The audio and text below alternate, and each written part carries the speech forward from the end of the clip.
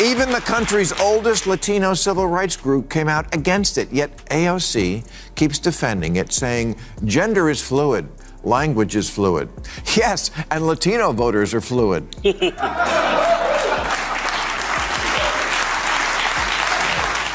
Redress the past, or reach out to the gettable white voter who says, you know what, I'd like a shot at getting in the pot business. But to do that, our entire audience. Remember, when the left tried to shove the term Latinx down everyone's throat as the correct way to describe people from Latin America, the very same people they were supposedly representing laughed it off and rejected it outright. Yet somehow, AOC and her allies are still hanging on to the label, even while pretending they never used it.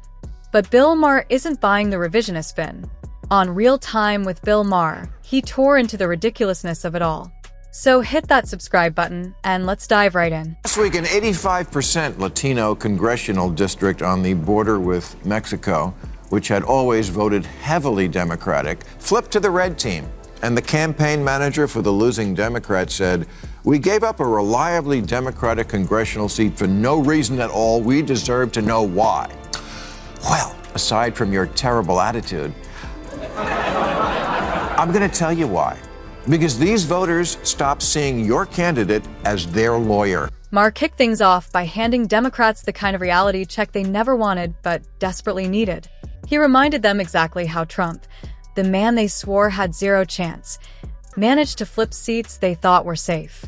Going into the election, Democrats were patting themselves on the back, sipping lattes, convinced the win was already locked in.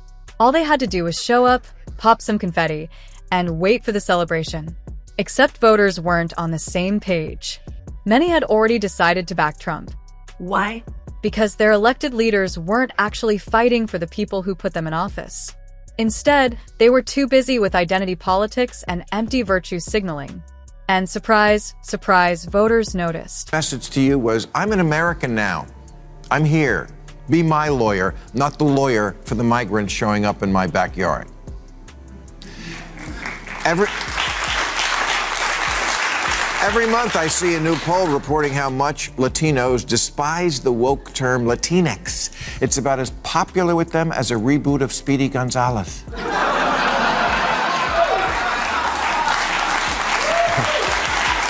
The Democrats made a baffling choice. They prioritized defending immigrants who couldn't even vote over the very people who had cast ballots for them. Think about that. They ignored their own base to pander to a group outside the system. Then, to make it worse, they added a layer of woke branding by pushing the word Latinx. Nothing says "we get you" quite like forcing an entire community to use a label they openly dislike. Poll after poll showed Hispanic voters hated the term, but the left clung to it like gospel. Instead of winning support, they alienated a core group of voters, and in the process, handed Trump a political gift on a silver platter. Even the country's oldest Latino civil rights group came out against it, yet AOC keeps defending it, saying gender is fluid, language is fluid. Yes, and Latino voters are fluid.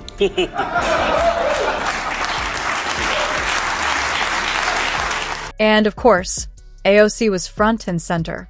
She's built her entire brand on parroting every trendy progressive buzzword under the sun, convinced that repeating slogans is the same as real leadership. So it's no surprise she's doubling down on defending Latinx, even though the community itself rejects it. The irony? AOC sells herself as this tough Bronx-born champion of the people. But when you peel back the image, that's more branding than reality. She wasn't raised the way she claims, and her actual experiences are far removed from the struggles she pretends to represent. Sure, she has Latino heritage, but identity isn't just a checkbox. It's lived culture, language, tradition. And on that front, AOC often comes off more performative than authentic. And more of them now than ever are identifying as Republican. So are Asian Americans, whose support for Democrats is down 16 points since the last election. A lot of that is because, in the name of achieving equity in schools, Democrats in deep blue cities have made it a mission to eliminate the advanced programs at which Asian kids excel. Asian parents said, Okay, I wish all kids well, not a racist, but I need someone who acts like my. If you're a parent and wanted schools to reopen a lot sooner than they did after COVID shutdowns, or think maybe your kid is getting a bad education, partly because it's nearly impossible to fire a lousy teacher, yeah, you're going to say, congratulations, teachers, you got yourself a good lawyer. The Democratic Party's always got your back, 100%. But I've noticed my kid is kind of an idiot. So I may be looking for new representation. The woke movement doesn't stop there. By gutting advanced placement and honors courses, classes where Asian students often excel, they claim they're promoting equity. In reality, they're just lowering the bar. Excellence is being sacrificed for feelings, and the result is mediocrity across the board. Think about it. If high achievers don't have opportunities to push themselves, what incentive do other students have to aim higher? Why pull all-nighters studying if the system rewards everyone the same? The ripple effect is devastating. Kids lose role models, standards plummet, and ambition fades. Instead of raising struggling students up, the system drags excellence down. That's not progress. It's sabotage disguised as fairness. And who loses the most? Every student in America. President Biden wants to cancel hundreds of billions of dollars in student debt. Okay, but the poorer 2/3 of American kids who don't get a college degree are going to say, why should the people who didn't go to college and make less money subsidize the people who did go and make more?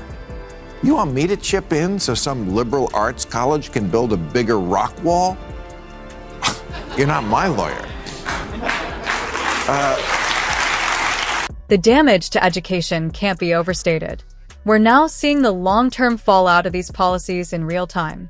Today's classrooms don't produce students as sharp, disciplined, or competitive as past generations.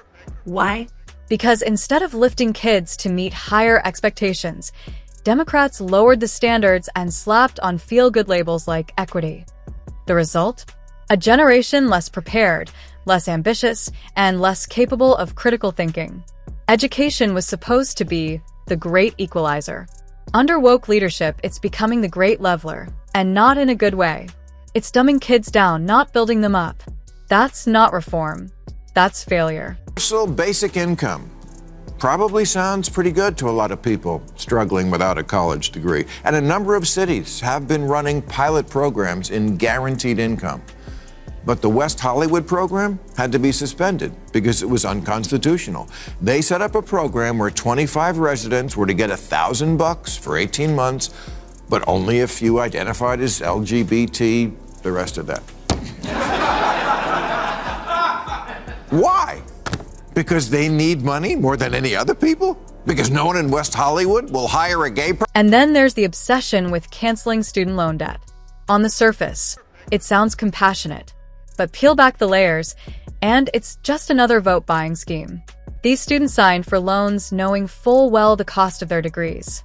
Most of them can work and pay it off, just like generations before them. That's how responsibility works. You borrow, you repay. Beyond finances, paying off debt teaches hard work, sacrifice, and accountability. Instead of reinforcing those lessons, Democrats push handouts that breed entitlement, teaching young people that if you shout loud enough, someone else will foot the bill. That's not leadership, it's pandering. And voters are starting to catch on. Would legalize marijuana on his first day as president, but that the business of selling pot would be awarded first to those who suffered most from the drug war.